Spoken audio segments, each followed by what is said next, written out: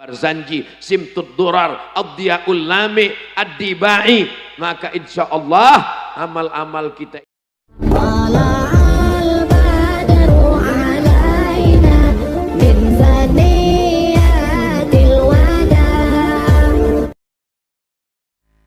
Ada pertanyaan yang bisa saya jawab, yang nggak bisa saya jawab saya bawa pulang ke Riau. Oh, jadi ada juga yang Ustadz nggak bisa jawab, banyak sekali. Tapi kami lihat di YouTube itu semua Ustadz jawab, yang nggak bisa saya jawab nggak diupload.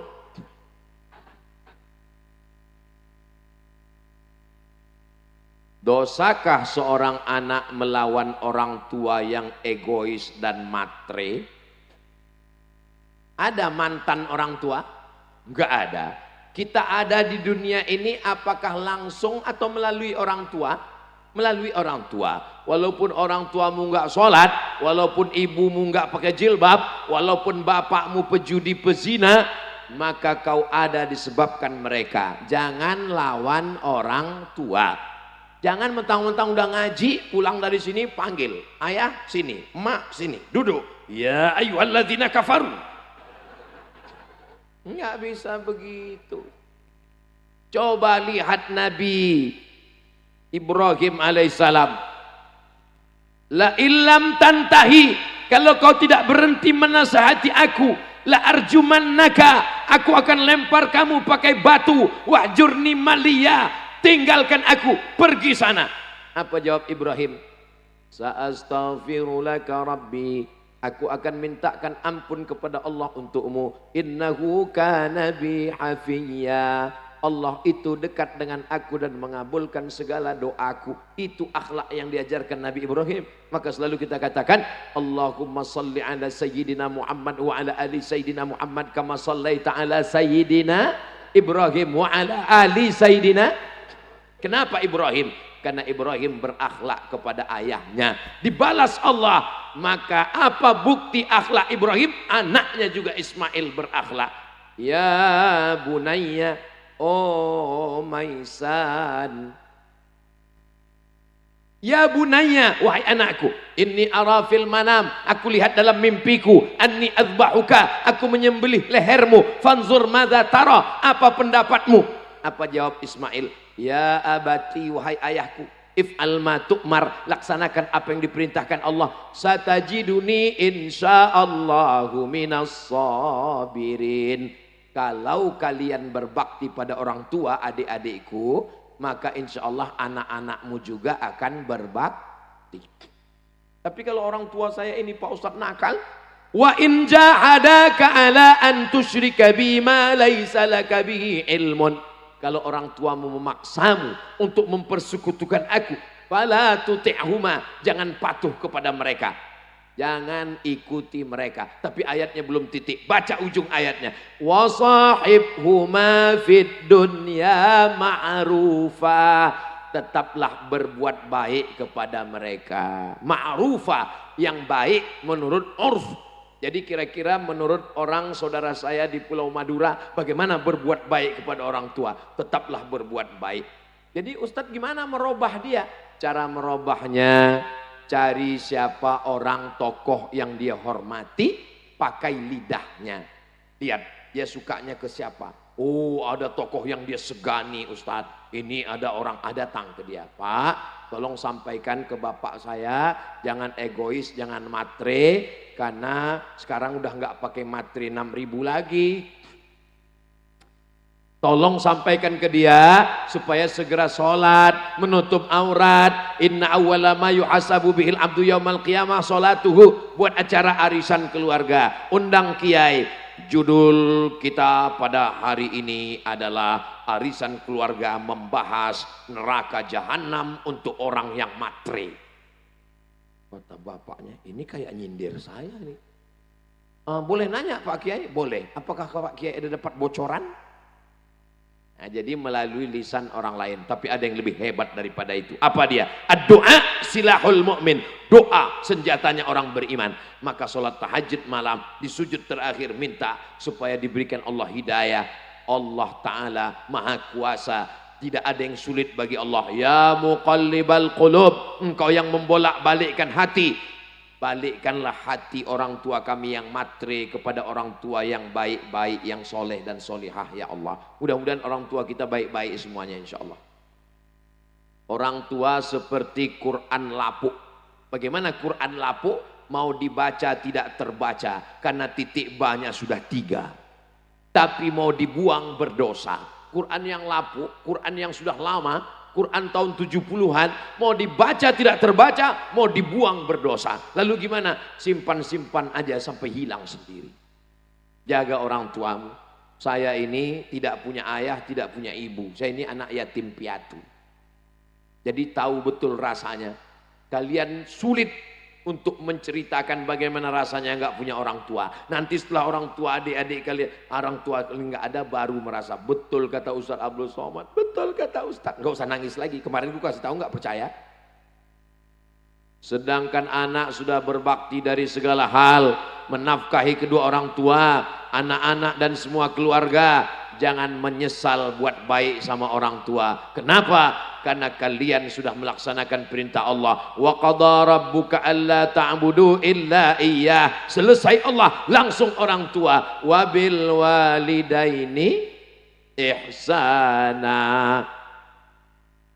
Saya seorang, ini agak serius sedikit. Saya seorang janda yang hidup mandiri, usaha sendiri dan bekerja sendiri. Tapi meski lelah selalu dituntut untuk selalu dapat uang untuk menghidupi kebutuhan semua keluarga. Bagaimana ini Pak Ustadz? Ini perlu diselamatkan. Tapi yang jadi masalah, kalau yang lajang-lajang ini bersedia nggak apa-apa. Datang seorang nikah, ditanya sama Nabi, kata Nabi, kamu nikah sama gadis apa janda? Kata dia, saya nikah sama janda ya Rasulullah. Kata Nabi, halla bikran tula'ibuha wa tula'ibuka. Kenapa kamu nggak nikah sama anak gadis? Lalu kemudian kata dia, adik saya banyak. Kalau saya nikah sama anak gadis, sebaya dengan anak adik-adik saya, nanti mereka kelahi. Saya nikah dengan janda yang udah agak tua dikit supaya mereka terayomi, terlindungi. Korbankan perasaanmu demi untuk keluarga, wahai anak muda. Setuju? Dari bunyinya kurang. Malah yang mau menyelamatkan bapak-bapak yang udah punya istri. Berat Bapak. Karena kita ini pakai kompilasi hukum Islam Indonesia. Di Indonesia kalau mau menikah menurut hukum Islam kompilasi, bukan fikih. Kalau fikih no problem. Tapi kalau menurut kompilasi hukum Islam, ibu-ibu tenang dulu, tarik napas panjang. Tahan, jangan lama-lama nanti keluar dari bawah. Hembuskan. Menurut kompilasi hukum Islam Indonesia, ini bapak-bapak ini kalau mau menambah, dia mesti ada surat izin tertulis dari ibu yang disahkan oleh pengadilan agama. Nah, jadi makanya ibu sebelum tidur malam, yakinkan di dekat tempat tidur itu tidak ada pena, kertas dan materai. Nanti kalau sudah ditandatangani, gini caranya Pak, saya ajari ya. Gini. Bapak siapkan kertas sama pena sama materai, bawa kepada ibu, sudah ditandatangan, kasih tahu, mama mau masuk surga secepat kilat. Mau? Tanda tangani ini. Dia baca. Banyak jalan lain menuju surga. Mudah-mudahan Allah melembutkan hatinya insya Allah. Setelah dia tanda tangani, nanti dibawa ke pengadilan agama. Nanti hakim bertanya, apakah benar ini surat ibu yang tanda tangani? Kata dia, betul Pak Hakim. Dengan penuh kesadaran, tolong cepat putuskan Pak Hakim sebelum hatiku berubah. Nah, fankihu ma taba lakum minan nisa'i masna wa thulatha wa ruba' fa in khiftum alla ta'dilu fawahidah. Kalau kamu takut tidak mampu bersikap adil, maka satu cukup, only one. Only one. Berapa banyak orang lebih mau suaminya berzina, makan haram daripada yang halal. Ini adalah emergency door. Kalau kita naik pesawat, itu pramugara ngasih tahu, ladies and gentlemen, kepala bekudis tempelsman, all of our passengers, semua penumpang, ini pesawat ada 2 pintu, pintu depan dan pintu belakang. Tapi kalau terjadi kecelakaan, ada pintu alternatif yang dibuka kalau terjadi sesuatu. Paham? Sulit memang menjelaskan sama orang yang ketakutan. Suami yang takut kepada istri itu nanti pas mau masuk surga tidak diizinkan malaikat. Kenapa? Karena kata malaikat ini tidak takut sama Allah, tapi takut sama itu. Paham? Suami yang terlalu takut kepada istri itu nanti dikubur nggak kena azab kubur. Kenapa? Pas mau diazab malaikat, kata malaikat ini nggak usah kita azab. Kenapa? Waktu di dunia sudah terlalu azab.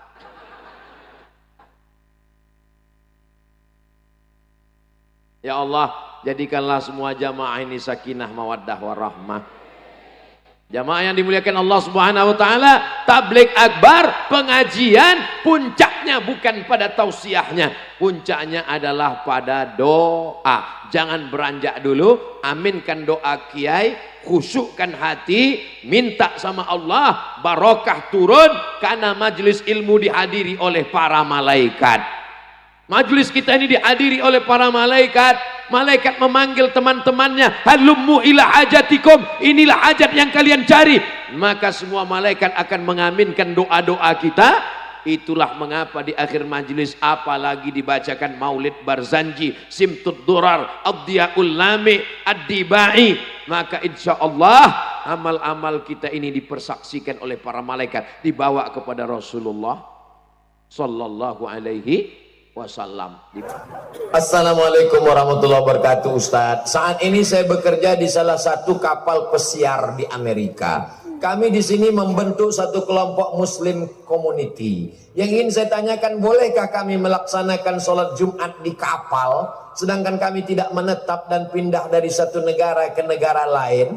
Mohon penjelasannya kepada Al-Mukarram Ustadz Abdul Somad. Dari Bapak Edi Kurniawan, alumni TMI Al-Amin Prenduan 2012, sekarang tinggal di Amerika. Wow. Tamat Al-Amin, bisa kerja di kapal pesiar di Amerika. Masya Allah, tabarakallah. Hanya satu mazhab yang mewajibkan sholat Jumat di masjid, mazhab Maliki. Selain mazhab Maliki, mazhab Hanafi, mazhab Syafi'i, mazhab Hambali, boleh sholat di gedung, boleh sholat di tanah lapang, boleh sholat di convention hall untuk sholat Jumat. Tapi kalau ada masjid, maka lebih afdal di masjid. Adapun di tengah laut, tak ada masjid, sholat di masjid mana? Masjid terapung itu pinggir laut. Jadi kalau ditanya boleh sholat di kapal, boleh, karena yang mewajibkan sholat Jumat di masjid hanya mazhab Maliki. Lalu kemudian yang jadi masalah jumlah, yang mewajibkan mesti 40 orang dan semuanya mukim, itu mazhab Syafi'i. Adapun mazhab Hanafi, kalau menurut urf dia sudah dianggap sebagai jamaah, walaupun tidak cukup 40 orang, maka sah sholat Jumatnya. Jadi masalah yang kedua adalah masalah angka. Berapa sebenarnya yang ada di kapal itu? Masalah ketiga, orang yang musafir tidak wajib sholat Jumat, maka dia sholat zuhur. Tapi kalau dia menetap, lalu kemudian dia melaksanakan sholat Jumat, maka sholat Jumatnya sah. Adapun orang musafir, kalau dia sholat Jumatnya sah, tapi dia tidak wajib. Ini tentang 3 hal terkait. Pertama, tentang sholatnya apakah mesti di masjid. Yang kedua, tentang jumlahnya. Yang ketiga, tentang apakah orang musafir wajib sholat Jumat. Yang kedua, saya wali santri asal Samarinda Kaltim. Mau bertanya kepada Ustadz kiat agar anak istiqomah dalam mondok dan kami sebagai orang tua lebih tawaduk mendoakan anak karena jauh dari kami, khususnya saya pribadi, biar nggak galau ditinggal anak. Mohon wejangan. Ini membuka kartu. Sesungguhnya yang galau bukan kalian saja. Orang tua pun ternyata galau. Hai bapak-bapak, ibu-ibu yang galau meninggalkan anak di pesantren, lebih baik kau galau sekarang daripada galau tahun 2042 karena anakmu ditangkap BNN. Lebih baik nangis sekarang daripada nangisnya tahun 2042 gara-gara anakmu kena penyakit masyarakat pekan. Nah, jadi kalau datang begitu, kuat-kuat hati, sabar-sabarkan hati, jangan nangis. Kalau melepas anak di pesantren Al-Amin, tepuk bahunya, kasih semangat. Belajar di sini, serius, bacakan selawat, bacakan doa. Kalau mau nangis, nanti setelah sampai Suramadu, nangis. Cari di bawah jembatan tuh nangis. Jangan di sini nangisnya. Itu membuat anak jadi down. Ustaz Somad, istri saya pulang dari pondok, menangis, matanya hampir sebesar bakso. Ini jamaah ngadu ke saya. Akhirnya saya nasihati seperti Ustaz ceramah. Kamu jangan nangis. Lebih baik nangis sekarang daripada anakmu nangis nanti karena dia hamil di luar nikah. Mohon maaf. Lebih baik nangis sekarang karena dia pondok daripada nanti dia kena narkoba. Terus gimana Pak? Habis itu istri saya bangun mengatakan, kamu enak aja ngomong, yang ngandung aku. Habis itu gimana Pak? Kalah saya Pak Ustaz. Jadi sebenarnya ayah dan ibu kalian, jadi jangan pernah merasa kalau di pondok itu terbuang. Ini banyak anak di pondok pas mau tidur malam mikir, jangan-jangan aku ini anak adopsi ya. Justru karena mereka sayang lah maka kau ada di pesantren. Kalau nggak sayang, dibelikannya rumah mewah, dibuatnya engkau satu kamar, ada tempat main game online PlayStation, dibelikannya TV sebesar ini untuk main, Mobile Legend. Habis itu kau pun jadi hantu kuntilanak gundurwo. Kalau dia sayang, dia akan kirimkan engkau sejauh mata memandang supaya kau menjadi anak yang soleh dan soleha. Insya Allah ini semua adalah anak-anak yang soleh dan soleha. 3. Bagaimana hukumnya apabila hasil orang tua yang bekerja sebagai sopir yang sholatnya sering ketinggalan, uang hasil sopirnya dibuat biaya anaknya yang sedang mondok di pesantren. Hasil dari korupsi, dari haram, dibelikan ke uang, dibelikan ke beras, uangnya dikirim ke pondok, lalu kemudian duit haram itu dimakan, lalu kemudian menjadi setetes darah, darahnya masuk ke jantung, dari jantung disemprotkan naik ke otak. Ayatnya semua hafal, nasiyatin kadzibatin khoti'ah, ubun-ubun kazibatin, pembohong, khoti'ah, pelaku dosa, pembuat kejahatan. Kenapa ubun-ubun? Karena otak inilah yang memerintahkan. Jangan heran kalau ada anak yang otaknya jahat, salah satu penyebabnya adalah makan haram. Dari kebetulan di sini Pak Sopir, kamu tetap bisa sholat Pak Sopir. Maghribnya nggak bisa, sholatnya isya nanti jamak takhir. Maghribnya 3, isyaknya 2. Zuhurnya bisa jamak takdim, zuhur 2, asar 2. Bisa jamak takhir, asar 2, isya 2. Jadi tidak ada alasan Pak Sopir untuk tidak sholat. Sampai kapan saya jamak ini Pak Ustadz? Selama kamu musafir. Saya nggak pernah pulang ke rumah. Namamu siapa? Bang Taib. Berarti kamu musafir terus. Maka orang yang musafir terus, dia tetap jamak qashar sampai dia muqim selama 4 hari 4 malam atau 20 kali sholat menurut Syekh Wahbah Zuhaili dalam kitab Al-Fiqhul Islami wa Adillatuh. 4. Perkenalkan, nama saya Pak Akib dari Asta Yusuf Talango, Sumeneb.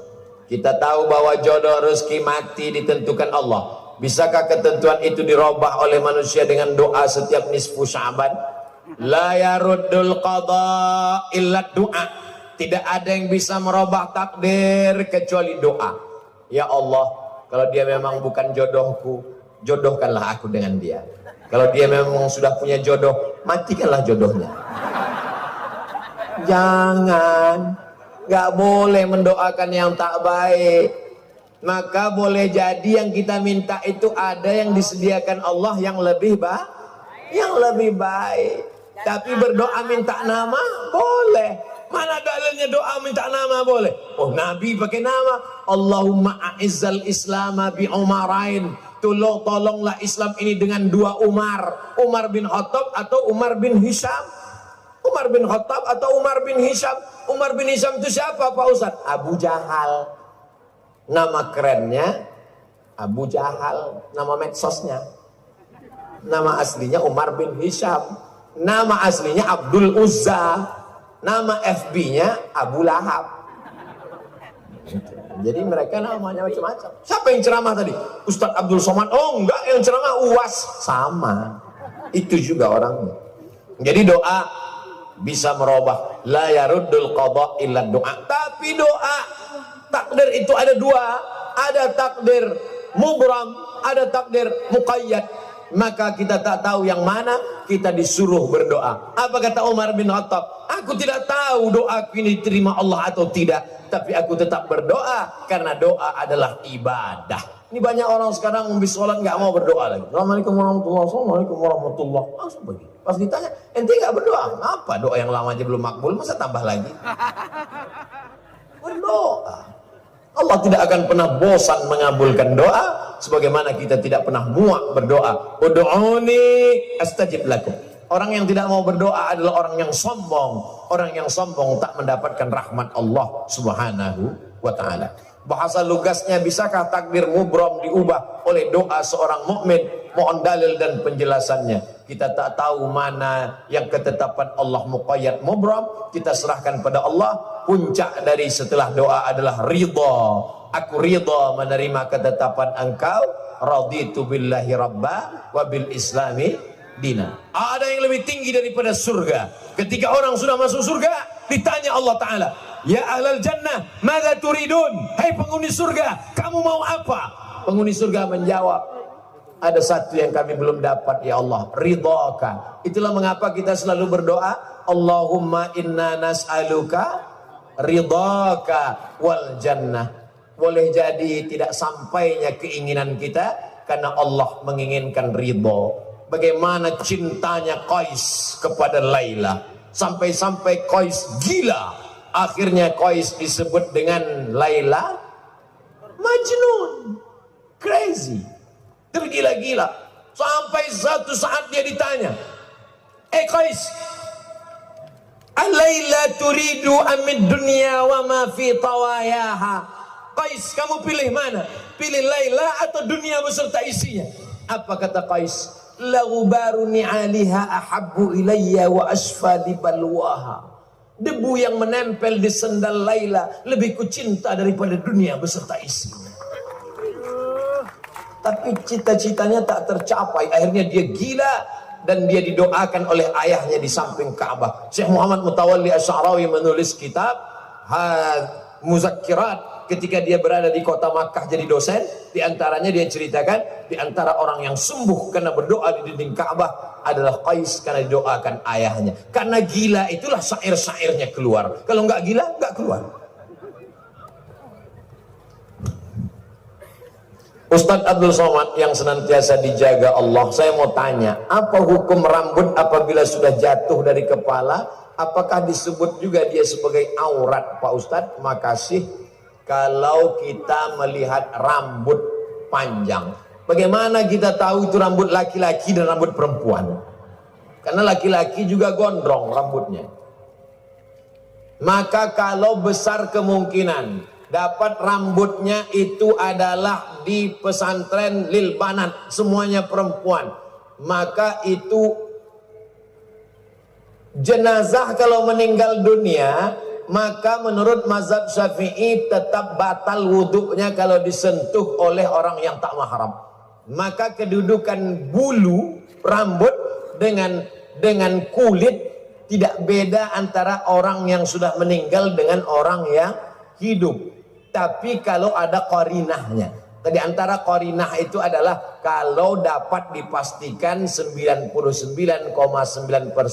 memang itu punya perempuan. Tapi kalau tak dapat dibedakan, maka maja'alallahu alaikum, Allah tidak menjadikan agama ini min haraj.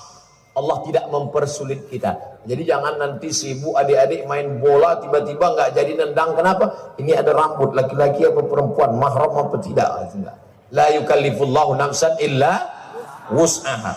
Jadi masalah orang mati atau hidup, maka kulitnya tetap membatalkan wudu menurut mazhab Syafi'i. Mohon penjelasan Ustadz kiat istiqomah dalam menghadapi badai fitnah, khususnya bagi kita yang berprofesi sebagai da'i. Ini nampaknya senasib dengan saya ini. Sedangkan Nabi Muhammad sallallahu alaihi wasallam diejek sahir, tukang sihir, kadzab, pembohong, asatirul awalin, tukang dongeng. Sedangkan Allah saja dikatakan wa qalatil yahudu yadullahi maghlulah. Orang Yahudi berkata tangan Allah terbelenggu. Makanya kata Imam Syafi'i, siapa yang menyangka bahwa dia akan selamat dari lidah manusia, fahuwa majnun, maka dia gila. Sedang Nabi Muhammad saja tak selamat dari lidah manusia, Allah saja pun tak selamat dari lidah manusia. Maksud saya Allah tak selamat ini artinya apa? Lidah manusia ini sampai mengejek Allah Subhanahu wa taala. Makanya dikatakan laqad kafara alladzina qalu innallaha huwal masih ibnu maryam. Laqad kafara alladzina qalu wa qalatil yahudu uzairun ibnullah wa qalatin nasara al masih ibnullah. Padahal sudah dijelaskan bahwa Allah itu lam yalid wa lam yulad. Allah pun tetap diserang lidah manusia.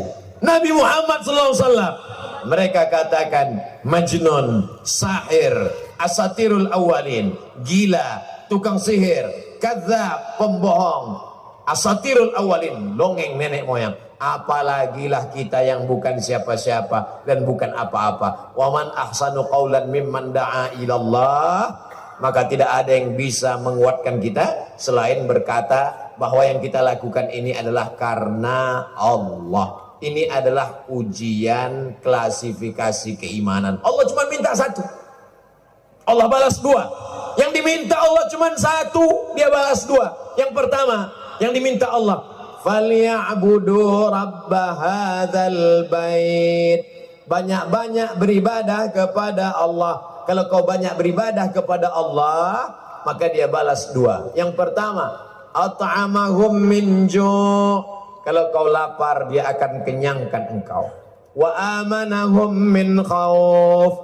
Kalau kau takut, engkau akan amanahum min khauf. Kalau kau takut, cemas, galau, dia akan berikan engkau rasa aman. Tapi yang dua ini mesti satu alat untuk meraihnya. Falyabudu rabb hadzal bait. Tidak selesai dengan pikir, tak selesai dengan analisa. Perbanyak solawatmu, perbanyak zikirmu, perbanyak solatmu, perbanyak tasbihmu, Allah akan balas dua. At'amahum min ju' wa amanahum min khauf. 7. Bagaimana hukum memberi uang kepada pengamen apabila nanti hasilnya dia pergunakan untuk kemaksiatan? Ada 3 orang bersedekah, yang satu sedekah, yang satu sedekah, yang satu sedekah. Satu orang bersedekah kepada 3 orang. Ternyata 3-tiganya orang tak betul. Yang pertama pelaku maksiat, yang kedua orang kaya, yang ketiga orang zalim. Kata orang, kamu sedekahmu mubazir, karena 3 orang itu tak benar, tapi dia tidak tahu. Maka kemudian apa kata Nabi? Sedekahmu kepada orang pelaku maksiat, mudah-mudahan dengan sedekahmu itu dia bertaubat. Sedekahmu untuk orang yang berbuat zina, mudah-mudahan dengan sedekahmu untuk orang yang bakhil, pelit, mudah-mudahan dengan sedekahmu itu dia selamat dari kebakhilannya. Sedekahmu untuk orang yang terakhir, orang yang zalim, mudah-mudahan dengan sedekahmu dia berhenti dari kezalimannya. Dengan syarat kita tidak tahu orang ini pelaku maksiat. Kebetulan mau cepat-cepat kita kasih, tiba-tiba orang lain ngomong. Adapun orang yang sudah jelas bahwa ini adalah sindikat, kita tahu tuh sindikat. Sebetulnya ini adalah eksploitasi anak yatim. Suami istri, waktu kita berangkat pagi di lampu merah yang buta suaminya, nanti sore pulang yang buta istrinya. Bisa ganti-gantian. Kita sudah tahu, maka jangan lagi berikan, karena mereka ini hanya eksploitasi orang miskin. Kedelapan, saya mau tanya, sahkah wali nikah dengan pakai video call dari jarak jauh? Nikah dengan alat, kalau dia selamat dari ihtimal kemungkinan, maka dia bisa dijadikan sebagai dalil. Nikah pakai telekonferensi. Karena yang dimaksud dengan satu majelis itu bukan satu majelis wali mempelai laki-laki, dua saksi. Yang dimaksud dengan satu majelis adalah satu waktu, yang satu dengan syarat tidak ada tipuan di sana. Assalamualaikum. Waalaikumsalam. Saya ini Pak Kua. Iya. Apakah Bapak betul walinya? Betul. Apalagi sekarang bisa nampak wajahnya. Itu. Jadi kalau tidak ada ihtimal, kemungkinan, maka sah. Tapi kalau begitu juga dengan akad jual beli. Tapi kalau masih ada di dalamnya kemungkinan, ad-dalil idza tamal saqata bihil istidlal. Kalau suatu dalil itu mengandung ihtimal, maka dia gugur menjadi istidlal. Tapi bagi saya pribadi lebih baik untuk tidak pakai itu. Kenapa? Al-khuruju minal khilafi aula. Kalau pakai alat ini ada khilafnya. Kalau tak pakai alat ini tak ada ikhtilafnya. Maka meninggalkan yang ada ikhtilafnya lebih utama daripada. Tapi kalau tidak memungkinkan sama sekali, maka boleh dipakai. 9. Berdosakah kita bekerja di salah satu dealer motor yang bekerja sama dengan perusahaan leasing, finance, dalam urusan transaksi kredit ke customer, sedangkan perusahaan leasing finance tersebut menerapkan praktek riba? Kalau pihak leasing jelas berdosa, tapi bagaimana dengan kedudukan dealer, pemilik dan pegawai dalam pandangan Islam? La'anallahu akilar riba. Allah melaknat orang yang makan riba. Wa mukilahu, orang yang dikasih makan riba, orang yang mewakilkan transaksi. Wa katibahu, orang yang mencatat, pegawai administrasi. Wa syahidaihi, orang yang menjadi dua saksi. Kulluhum sawa, mereka semuanya sama. Jadi 4 orang ini yang terkait dengan riba tadi sama. Adapun orang yang tidak terkait langsung, nah ini yang 4 ini terkait langsung. Saya jual makanan, tiba-tiba datang orang beli nasi. Assalamualaikum Pak Ustadz, saya mau beli nasi. Saya nanya, ini uang kau ini uang riba atau uang halal? Ngamuk dia. Kita tidak perlu tanya, kenapa? Karena saya jual nasi. Nasi ini halal. Maka yang dilihat di situ adalah nasinya. Jadi yang tidak terkait secara langsung, maka dia tak masuk. Adapun yang terkait langsung, yang 4 ini, maka masuk kategori haram. Jadi kalau orang jual riba, dia beli semen, kita jual semen.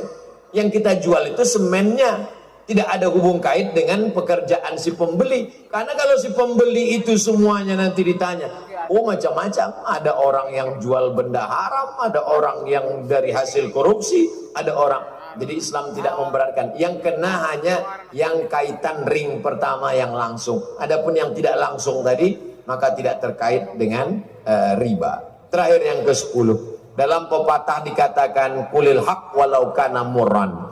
Jika dihadapkan pada sebuah kejadian yang mana pada saat itu jika berkata bohong akan bersalah terhadap guru, namun jika berkata jujur akan kehilangan pertemanan yang sudah lama dibangun. Bagaimana kita mesti bersikap sebagai seorang muslim? Ini sebetulnya bukan nanya, mau mencari pembenaran. Kalau saya jujur Pak Ustadz, ini bohong ke guru, tapi teman ini Pak Ustadz, teman ini sudah buat salah, maka tidak bisa berbohong untuk menutupi suatu kesalahan. Maka disebutkanlah ra'suz dzunub al-kadzib, induk dari segala dosa adalah bohong. Satu bohong akan ditutup oleh 1000 bohong. Yang boleh bohong cuman 3 kasus. Yang pertama ketika dalam perang, al-harbu khid'ah, perang itu tipu muslihat. Tiba-tiba perang, lalu kemudian saya masuk ke rumah jamaah. Musuh kita datang, musuh kita nanya, ada Abdul Somad di sini. Maka nggak boleh kasih tahu. Tuh, dibawa ke tempat tidur. Ada Abdul Somad di sini. Abdul Somad tidak ada di sini. Maksudnya tidak ada di sini, tapi ada di kamar sana. Itu namanya hilah, fikih hilah. Yang pertama, ketika berperang untuk menyelamatkan umat, itu boleh. Yang kedua, ketika mendamaikan dua orang yang sedang kelahi. Datang dia ke kita. Itu si Anu itu orangnya pembohong, penipu, nggak benar. Lalu kemudian datang si B. Tadi dia datang ke sini, iya. Dia cerita tentang aku. Satu pun nggak ada dia cerita tentang kamu. Maksudnya satu nggak ada, tapi 10 ada. Untuk menyelamatkan dua orang supaya jangan sampai kelahi. Yang ketiga adalah suami terhadap istri tidak pada perkara yang haram. Suami ibu pulang dari Surabaya bawa kain batik.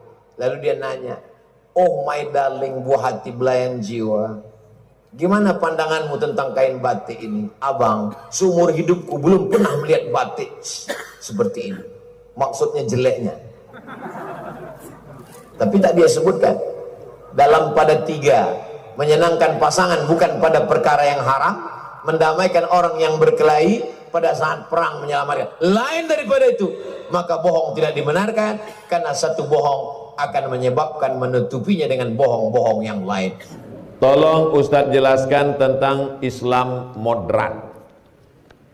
Sekarang saking banyaknya orang, sudah beda-beda tipis antara moderat dengan mudorot. Yang satu mengatakan Nabi Isa itu anak Tuhan. Yang satu mengatakan Nabi Isa itu anak zina. Ekstrim kiri mengatakan Nabi Isa anak zina. Ekstrim kanan mengatakan Nabi Isa anak Tuhan. Maka Islam itu sudah moderat. Islam itu sudah moderat. Dia jalan tengah. Wa kadzalika ja'alnakum ummatan wasata. Dia pertengahan. Nabi Isa tidak anak Tuhan, tapi dia juga bukan anak zina. Wa ummuhu siddiqah, ibunya orang yang benar. Maka yang benar adalah dia Rasul utusan Allah. Jadi kalau ditanya Islam moderat itu apa? Islam moderat itu kita, Islam ahlus sunnah, berpegang kepada sunnah dan berjamaah. Minta dijelaskan tentang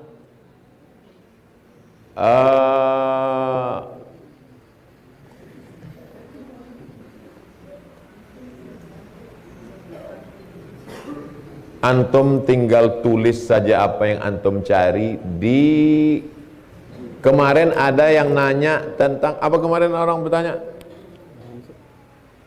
yang anak bilang pakai aja apa kok sikit. Oh iya, tentang hukum tidur setelah sholat subuh.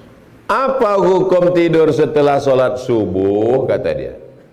Padahal mudah aja nyarinya di situ. Tulis saja UAS tidur subuh. Coba tulis UAS tidur subuh, habis itu enter. Langsung dapat. Bagaimana hukum tidur setelah subuh? Bolehkah tidur setelah subuh? Jadi saya selalu kalau ditanya, pakai aja akalmu agak dikit aja, insya Allah ketemu jawaban-jawaban saya. Tulis sedikit aja. Ustadz, bagaimana hukumnya tentang kredit? Tulis saja situ, UAS kredit. UAS kredit.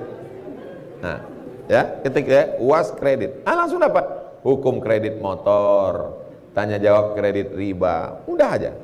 Ustadz, bagaimana dengan aliran sesat? Buat aja situ, UAS sesat. Langsung dapat. Lain jawabnya, UAS dituduh orang sesat. UAS membantah aliran sesat. Ada semua. Tinggal cari. Ada anak berumur 4 tahun, ayahnya meninggal. Sampai saat ini dia selalu mencari ayahnya. Anak tersebut ada di tengah-tengah kita. Apa yang harus kami lakukan agar anak tersebut tidak lagi mencari ayahnya yang setelah meninggal? Bawa dia ziarah ke makam ayahnya. Apa dalilnya? Nabi dibawa oleh Aminah berziarah ke makam Abdullah. Ditunjukkan dia bahwa ayahmu sudah meninggal. Di dalam ini dia. Allah akan membukakan pintu hatinya. Dia tahu bahwa oh udah meninggal. Jangan dibohongi. Ayah di mana, Ma? Ayah pergi, bentar lagi pulang. Itu namanya prank. Anak jangan di-prank. Bawa dia ziarah.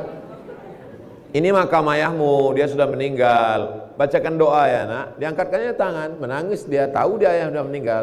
Kau mesti jadi anak yang baik, nasihati, dia lebih baik. Jangan bohongi anak.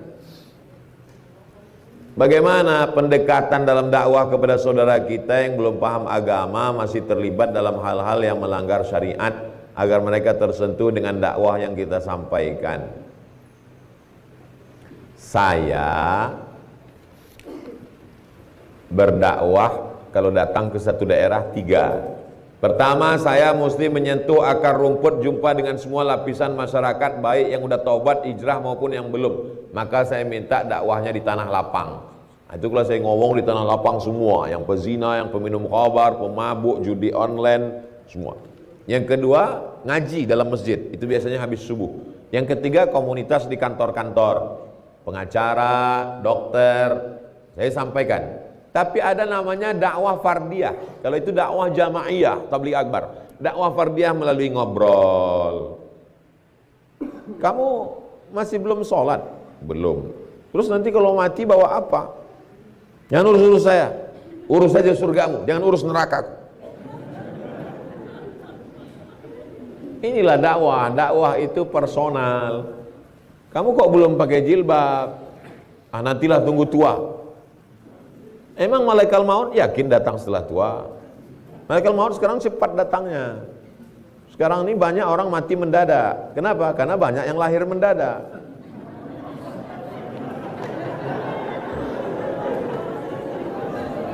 Jadi dakwah personal itu tidak selamanya pakai dalil, lebih banyak. Saya ketemu bapak-bapak, saya ini orangnya nggak suka ngaji, nggak suka pengajian, nggak suka sama ustadz. Terus bapak taubatnya gimana? Istri saya waktu malam dia ngomong gini, nanti kalau abang mati gimana bang? Dia nggak ada ceramah 1 jam tabligh akbar. Kalau abang mati gimana? Ternyata kalimat yang dari dalam hati sampainya ke hati. Suaminya ngomong ke saya, pas saya mau tidur malam saya terpikir, nanti kalau abang mati gimana? Itulah sebab dia bertobat. Yang dulu hati yang paling dalam. Ibu mungkin bukan ustazah, bukan profesor, bukan syekh, tapi kata-kata ibu bisa menusuk sampai ke dalam hati. Apalagi hati bapak, banyak yang sudah lama tertusuk.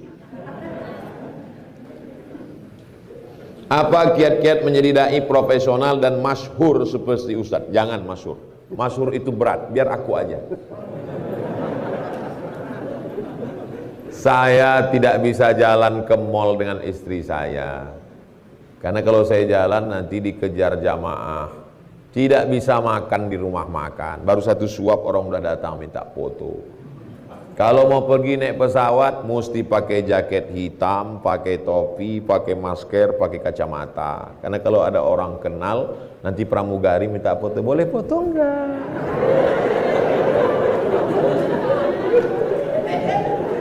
Popularitas itu adalah fitnah dan ujian. Saya tidak pernah minta populer. Sampai hari ini saya tak punya kartu nama untuk memperkenalkan bahwa saya pulang kampung, setiap subuh Sabtu ngajar hadis selama 4 tahun terus ngajar hadis setiap subuh Sabtu. Direkam, diusir, viral. Saya pakai ini untuk dakwah ke Sulawesi sekian kali dalam setahun, ke Kalimantan, di Sumatera, di Ambon, Maluku, wilayah timur Indonesia. Saya memanfaatkan itu, mengendorse. Makanya kalau adik-adik lihat Instagram saya iklannya, jual gula merah, Instagram kerupuk, keripik, termasuklah siang ini nanti fotonya diupload untuk share batik kelor, membangkitkan ekonomi umat. Nah, jadi masyhur itu hanya sekedar wasilah. Tujuannya adalah dakwah ud'u ila sabili rabbik, ajak orang ke jalan Allah. Tapi kalau kiat-kiat memperbaiki diri paling tidak 3. Yang pertama, perbaiki kualitas keilmuan. Datang ke Insan Cita Indonesia, upgrade lagi pengetahuan. Akidah, fikih, akhlak, tafsir, hadis, bahasa Arab, di-upgrade lagi. Yang kedua, amal. Karena kalau hanya sekedar ilmu, kalau tidak kita amalkan, dia nendang ke dalam. Marilah kita sholat duha, sholat duha. Dalam hati kita, kau aja nggak sholat duha. Paksa-paksakan sholat duha. Jadi sebelum kemari tadi, wudhu dulu, sholat duha 2 rakaat, baru kemari. Lalu kemudian yang ketiga, komunikasinya baik. Jadi kalau didengar rekaman tausiah saya ketika baru pulang dari Maroko tahun 2008, dengan sekarang 2022, beda. 14 jam itu terjadi perubahan. Cara menyampaikan, jam terbang, itu beda. Nah, jadi adik-adik banyak-banyak latihan komunikasi. Komunikasi 2, komunikasi lewat tulisan dan komunikasi lisan. Jadi latihan menulis. Saya sampai sekarang blog saya masih hidup. Jadi kalau ada jamaah nanya, Ustadz apa hukumnya kredit? Tulis saja di Google itu, Somad Moroko kredit. Kalau mau lihat blog saya, adik-adik nanti tulis blog. Blog nggak hilang dan gratis. SOMADMOROCCO spasi kredit. Nanti setiap baca kitab masukkan ke dalam, langsung dapat. Blog Somad Moroko blogspot.com. Saya tulis tanggal 25 Agustus 2010. Berarti tulisan ini umurnya udah 12 tahun yang lalu. Nah, jadi setiap kita pengajian, kalau ada pertanyaan jamaah ditulis, itu membantu kita untuk mengingat lagi dan berkomunikasi tulisan. Lalu kemudian komunikasi lisan, ngomong. Ceramah kalau bisa di kultum, direkam, habis itu tonton. Oh, tadi selama ngomong kakinya terlalu lebar. Oh, tadi selama ngomong kepalanya terlalu miring ke kiri. Oh, tadi selama ngomong tuh matanya terlalu banyak ngelihat perempuan. Jadi orang mungkin segan untuk nasihati kita. Ustaz dari tadi tangannya kok kiri terus. Oh. Jadi komunikasinya mesti baik. Sebagaimana kita ketahui bahwa status anak zina tidak bisa nasabnya bersambung pada ayahnya kalau dia perempuan. Ayahnya tak boleh jadi walinya kalau harus ganti dengan wali hakim. Dalam ajaran Islam kita dianjurkan menutup aib. Apabila disampaikan kepada anak tersebut bahwa dia anak zina dan walinya harus wali hakim, dikhawatirkan akan menjadikan anak tersebut frustasi dan pihak laki-laki mungkin akan membatalkan pernikahan dan pastinya akan menimbulkan mudarat yang lebih besar. Mohon pencerahannya Ustadz, mohon juga nasihatnya akan bahaya Wahabi dan Syiah. Syiah udah selesai karena ada ruangan Abu Bakar Siddiq.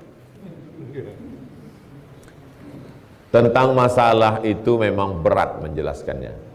Tapi karena ini masalah hukum, saya termasuk ustadz yang tak bisa tawar-menawar.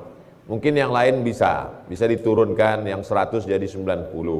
Tapi kalau sudah saya sampaikan begitu, ya harga mati. Kalau udah sampaikan, ya sampaikan saja. Ini tidak bisa, supaya dia jelas. Mungkin awal-awalnya dia kaget, tapi nanti lama-lama paham. Gara-gara kita selalu menutup, itulah maka merajalela perzinahan ini. Kalau sudah disampaikan itu nanti memberikan efek ketakutan. Kalau dia sudah takut, dia tidak akan lakukan lagi. Jangan khawatir dia stres, jangan khawatir depresi, jangan khawatir jadi jahat. Karena yang kita sampaikan ini adalah perintah Allah. Dia itu ciptaan Allah, yang membolak-balik hatinya Allah. Kenapa kita mesti takut? Allah Ta'ala, yang kita sampaikan ini hukum Allah. Gak usah takut menyampaikan hukum Allah. Gara-gara menyampaikan hukum Allah, itulah maka orang banyak marah sama saya. Tapi nggak apa-apa, marah dia sama saya nggak apa-apa, tapi ke depan dia akan tahu daripada kita tutup-tutupi. Bagaimana hari kiamat itu dan bagaimana menghadapinya? Idzas sama'um fatarat, langit terbelah. Wa idzal kawakibun tasarat, planet bertabrakan. Neptunus, Merkurius, Pluto, Mars.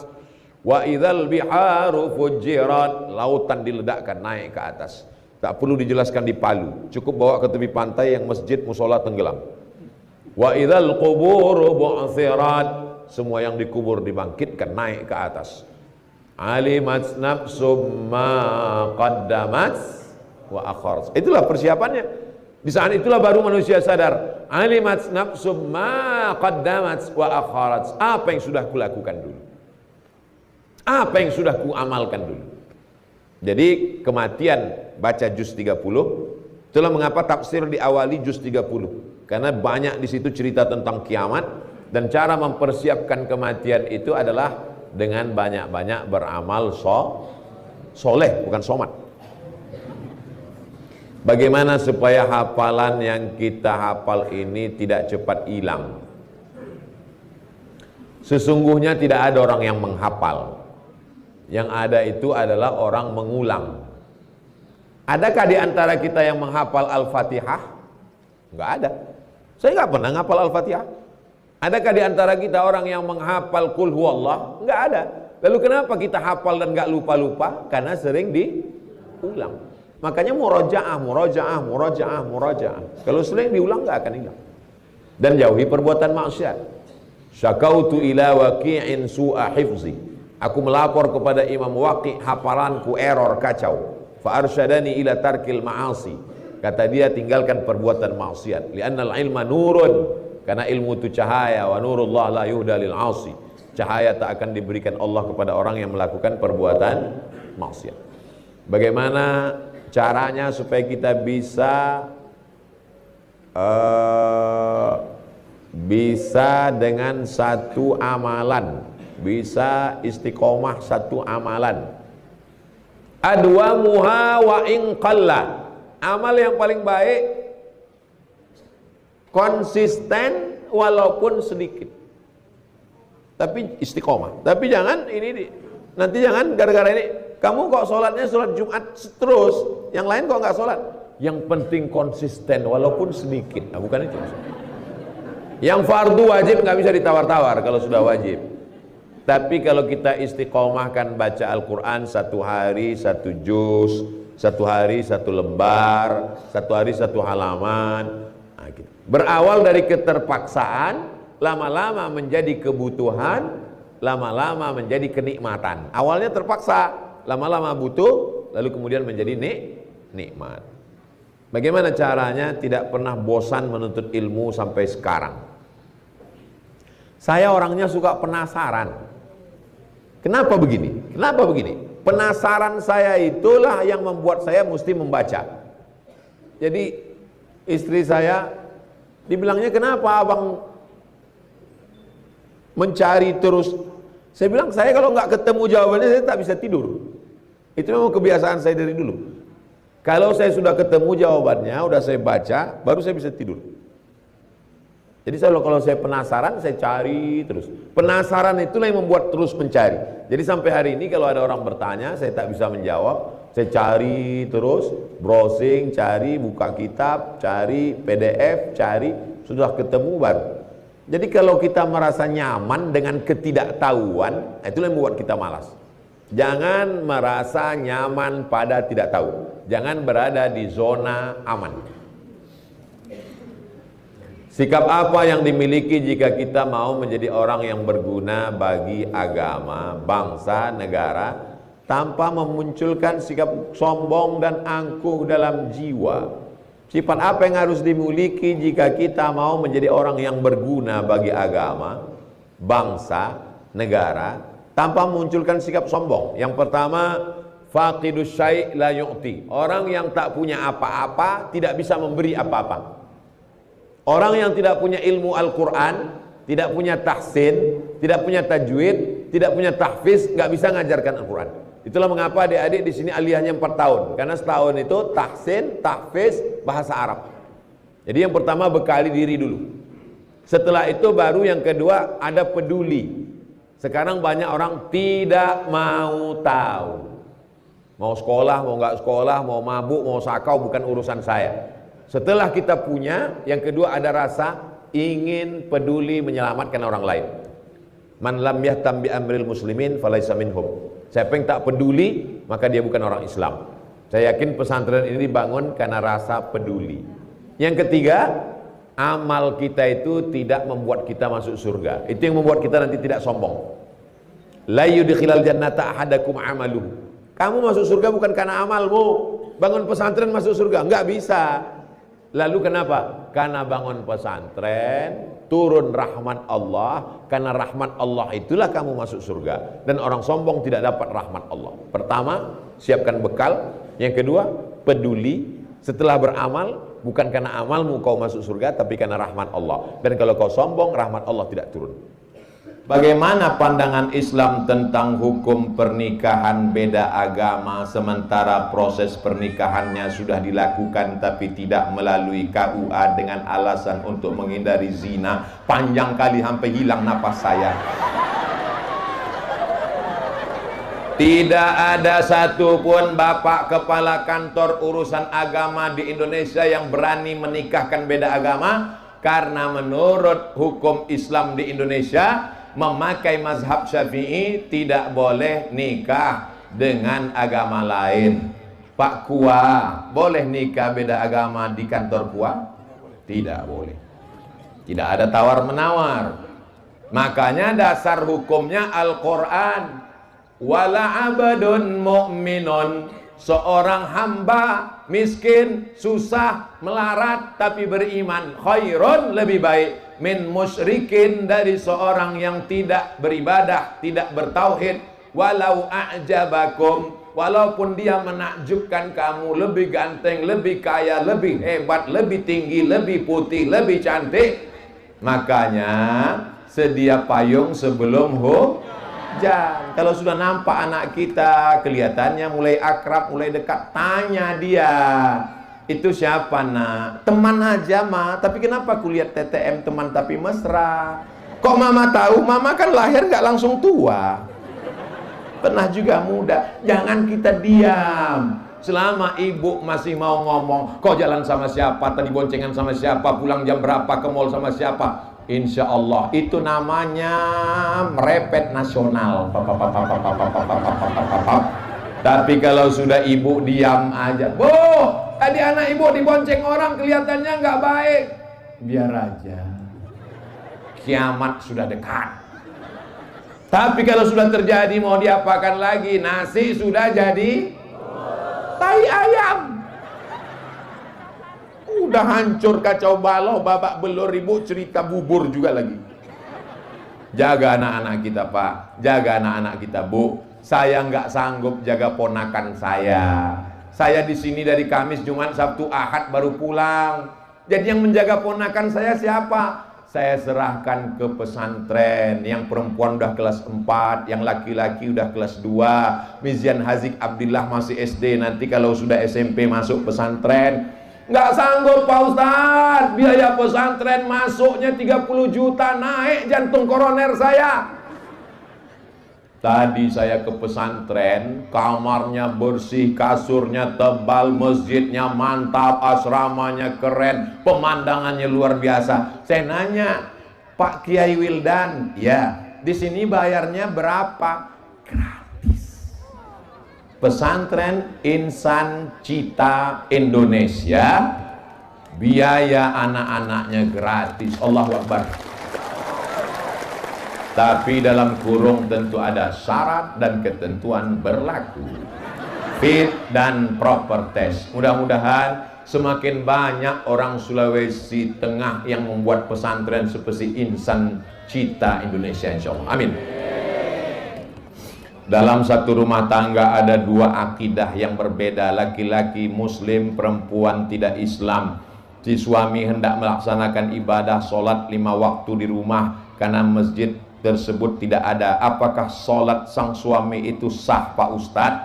Selama lantainya suci, sajadahnya suci, pakaiannya suci, badannya suci, dia sholat, maka sholatnya sah. Dalilnya mana? Dalilnya Umar bin Khattab ketika datang ke Palestina mengambil kunci Baitul Maqdis, ditawarkan untuk sholat di dalam. Umar bin Khattab minta di luar, bukan karena tidak sah, tapi dia tidak mau di dalam tempat itu nanti didirikan masjid. Akhirnya Umar bin Khattab sholat di depan, tempat sujud Umar bin Khattab dijadikan sebagai Masjid Umar bin Khattab, dan di depannya adalah tempat ibadah saudara kita. Masalah ibadah kita tidak urus. Wala ana abidum ma'abattum wala antum abiduna ma'abud lakum dinukum. Jelas? Suci tempat, suci badan, suci pakaian. Kalau di dindingnya itu ada simbol-simbol agama lain, tutup supaya mata kita tidak terganggu. Bahkan di masjid kita sendiri pun, makanya nggak boleh ke masjid pakai baju yang ada tulisan-tulisan. Paling bagus bajunya polos seperti santri kita, bersih, nggak ada apa-apa. Saya kalau sampai ke masjid ada tulisan di belakang, orang di belakang Allahu Akbar, ada tulisan coblos nomor.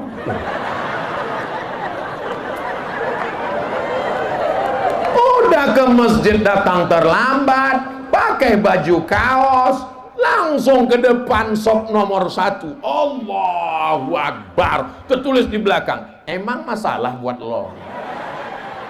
Aduh. Dalam agama Islam, orang yang sudah keluar dari Islam tidak berhak atas warisan. Akan tapi salah satu dari anggota keluarga sudah mendapat bagian, dan setelah mendapatkannya dia keluar dari Islam. Apakah anggota keluarganya berhak untuk menarik, meminta kembali? Kalau dia sudah mendapat hibah, lalu kemudian dia mengurus surat tanahnya ke BPN, Badan Pertanahan Nasional, tidak bisa ditarik kembali. Karena hibah dengan wasiat bedanya. Kalau hibah langsung serahkan ambil. Kalau wasiat nunggu meninggal. Makanya jangan senang dulu kalau dapat wasiat, karena orangnya belum tentu meninggal. Alhamdulillah Ustaz, saya dapat wasiat, orangnya udah meninggal? Belum, lama nunggunya. Tapi kalau dia wasiat, kuwasiatkan anakku dapat, maka setelah murtad tidak dapat. Yang menetap, yang menyebabkan tidak dapat harta warisan, pertama, putus karena perceraian. Yang kedua, putus karena keluar Islam. Yang ketiga, karena membunuh seorang anak nunggu warisan bapaknya. Oh, lama kali kau mati, maka dia tak dapat warisan. Jelas? Ustaz Abdul Somad itu jelas. Kalau ada orang yang ngomong Abdul Somad itu nggak jelas, paket dia habis. Ceramahnya putus-putus.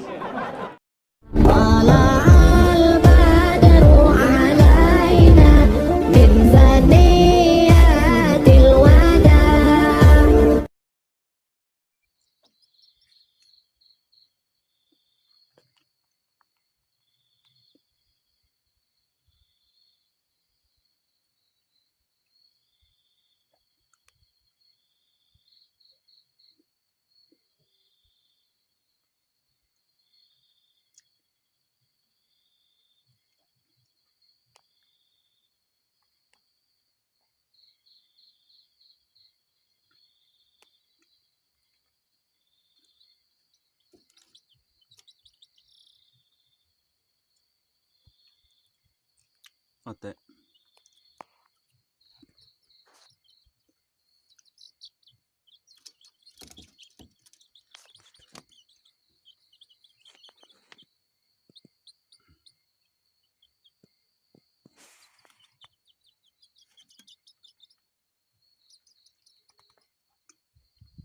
Hmm.